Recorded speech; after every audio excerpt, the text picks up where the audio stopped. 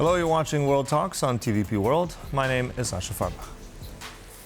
In parliamentary elections held on Sunday, Armenians turned out in the highest numbers seen in more than a decade for a vote widely viewed as a choice between two futures: deeper integration with Europe or renewed alignment with Moscow. Now, in a press conference on Monday morning, Pashinyan said his civil contract party won the election, calling it a historic victory. And early results show the Civil Contract Party winning 51% of the votes and the pro-Russian Strong Armenia Alliance in second place with around 30%. Now, the official preliminary results are expected to be announced later Monday. But joining us now is Richard Giragosian, founding director of the Regional Study Center, to discuss what we know. Good to have you. Welcome. Thank you. So as we're still waiting for those final results, Pashinyan, the Prime Minister, very much already confident, saying he's won. This is historic. So if we're still waiting, what can we tell at this point? What's your takeaway of the message that we're hearing from these elections as they've concluded? Well, I would say, Sasha, there are two specific aspects of this recent election. First is it's underestimated how important this election was for the building of a stronger and deeper democracy in Armenia. This was the country's third genuinely free and fair election. This is very important in terms of no matter who wins, but consolidating democratic institutions. The second important aspect here is interference fell flat. This was much more a mandate for the government in terms of support for the policies of normalization with neighbors, and where nationalism no longer resonated. These are the two big takeaways, no matter the outcome in terms of the seats. But the government is very emboldened to continue and sustain momentum in diplomacy. Now, we've talked about this before, and it's really, I think, one of those interesting issues, how Armenia has tried to sort of straddle in the middle between Russia and also more the European Union, that path. Is that changed, or will that change now that we have this result? Is Armenia going to make more of a clear direction after this, you think? Good question. I would say definitely not. What we will see is a return to the delicate balancing act between the West and Russia. For Armenia, it is expected that the recently re-elected incumbent Prime Minister Pashinyan will go first to Moscow and actually reassure Russia that Armenia remains committed to staying within the Eurasian Economic Union. And in a reflection of Russia's economic leverage, I do think deepening ties with the West will continue, but a much more public distancing from any idea of EU membership in the short term. So in some ways, a continued muddled message, nevertheless prudence in terms of balancing. Mm-hmm. But also you mentioned Moscow there. I mean, there is also a lot of pressure coming from the Kremlin, coming from Russia, I think also very much about restraining or curtailing certain goods. So there's still that economic card that the Russians hold. How do you think that's going to, let's say, color relations as we go forward? Now that the election has passed, we widely expect Russia to lift the sanctions, the trade restrictions that it imposed. It was, as you noted in the question, more about pressure than any kind of sustained punishment. And in this regard, I do think there is tension, nevertheless, between Armenia and Russia, but it's really about Russia's pressure on the government. This is also explaining the context where Russia denied significant or direct support to the opposition. They seem quite satisfied with the Pashinyan government as an interlocutor. Mm-hmm.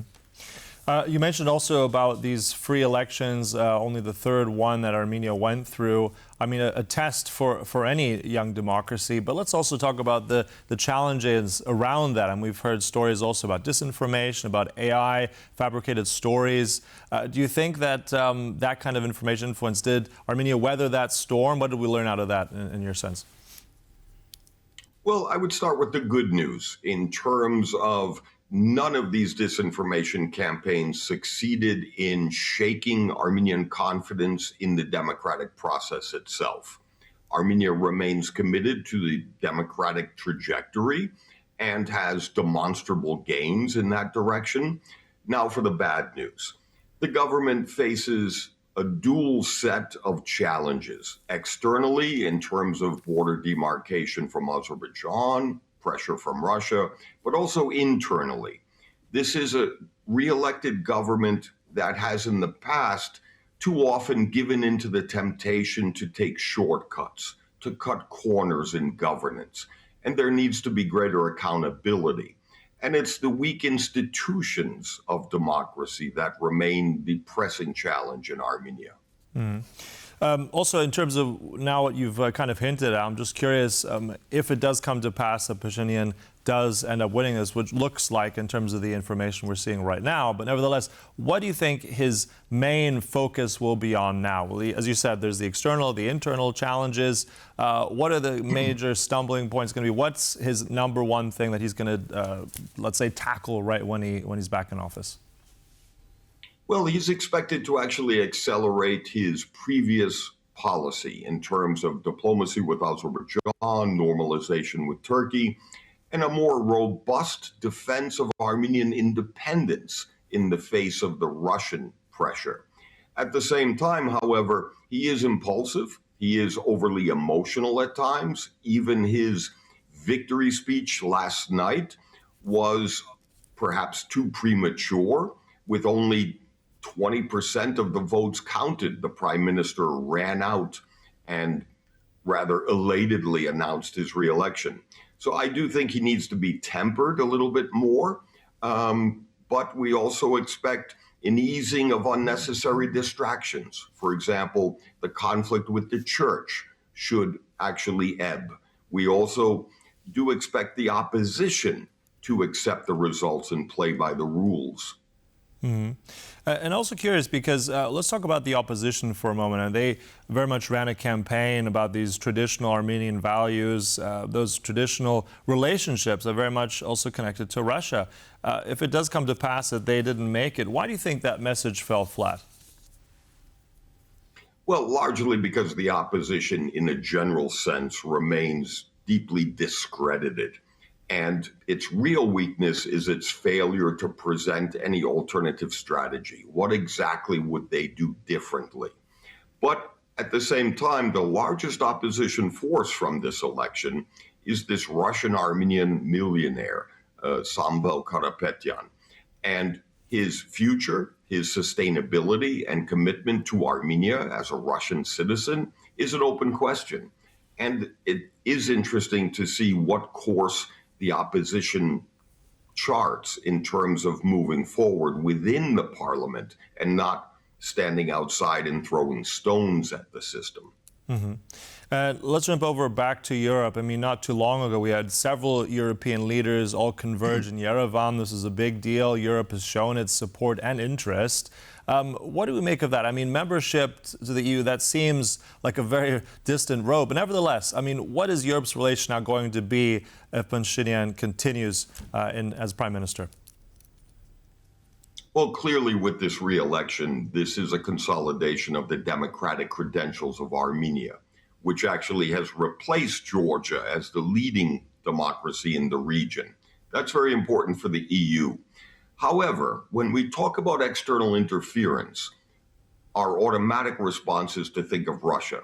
But I would say the European Union has to be much more careful, simply because it had crossed the line in domestic interference in this election.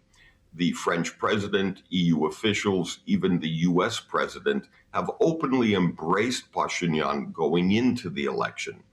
This in terms of unnecessary and unfair weighing into domestic politics now necessitates more of a balance, more of a standoffish position where the EU should adopt more conditionality, should hold this new government to a higher standard of performance. All right. And also, I mean, the images we're seeing there, that's the White House, that's Trump some time ago with both the leaders of Azerbaijan and Armenia. Let's talk about this peace process. I mean, this obviously is still very much relevant, very sensitive at the same time. It's not quite a peace treaty as far as I understand it. So where is this with Azerbaijan? How is Pashinyan going to tackle this? What's next for that road? In terms of diplomatic engagement between Armenia and Azerbaijan, there's been a surprisingly impressive degree of unprecedented progress. Having said that, the two pressing issues that will be immediate challenges from day one for this government is first border demarcation, where as of today, we still have Azerbaijani armed forces on sovereign Armenian territory, awaiting compromise and resolution. They need to be withdrawn. The second real challenge is emotional. It's a number of Armenian detainees and prisoners that are still in Azerbaijani prisons in Baku. These include the former leaders of Nagorno-Karabakh. This also is a very human legacy that needs to be addressed and resolved. And in that context, this election was significant for Armenia without Nagorno-Karabakh and without that issue. So I do think diplomacy will continue. We do expect the positive momentum to be sustained, but not without challenges and obstacles. Mm-hmm. And also, you mentioned this earlier about being embraced by the Europeans, also by the United States. Marco Rubio, Secretary of State, was also in Yerevan not that long ago as well. What do we make of the connection now? I mean, Trump had envisaged this major infrastructure, this special roadway there, what he calls his special, let's say, investment initiatives there. What do you think that's going to happen now? Is that going to be now pushed forward? Just give us a quick take on that. Well, what you're referring to is the immodestly named Trump Route for International Peace and Prosperity, an important connectivity agreement between Armenia and Azerbaijan. Much to my surprise, that is progressing. There has been movement forward despite the Israeli-American war against Iran. Surprisingly, there is still momentum. It's also important that the American commitment remains because many are skeptical over the sustainability of American involvement. It's the EU engagement that seems to be more important on the ground, but also less provocative to Russia. But at the end of the day, on this specific Trump route called TRIP, it's too soon to say. The real test is coming. All right, so I think, as ever, this will be a region to watch. We're still waiting for those final results, but it's going to be a big day and new future for Armenia. Thanks so much, Richard Giragosian, there, founding director of the Regional Studies Center. Always a pleasure. Thank you, Sascha. And thank you for watching. That concludes World Talks, but stay right here on TVP World for more news and commentary. Goodbye.